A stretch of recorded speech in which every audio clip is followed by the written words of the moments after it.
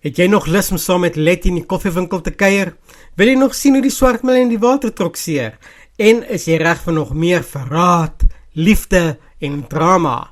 Wel, hou vas, want jou wens is dalk op pad. Hallo, dis Jacques van TV Praatjies. As jy nog nie ingeteken het nie, druk sommer nou daai rooi knoppie, sodat jy nie een van die groot oomblikke mis nie. Ek het vir jou 'n vinnige update uit Boskruin. Diepe Waters is amptelik hernie vir 'n 4de seisoen. Ja, nog meer intriges, hartseer en romanse wag op ons. Soos met die vorige seisoene, kan ons aanvaar dat seisoen 4 ook om en by 208 episodes gaan hê. Seisoen 3 sluit sy deure op 25 September 2025 en net 'n paar dae later, op Maandag 29 September 2025, duik ons reguit in die splinter nuwe seisoen in.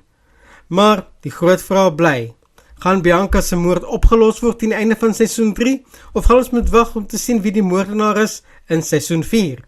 Gaan Sanet en Farid dit tot by die kansel maak? En watter verrassings hou Zelda nog vir almal in? Ons sal moet wag en kyk wat seisoen 4 alles gaan onthul.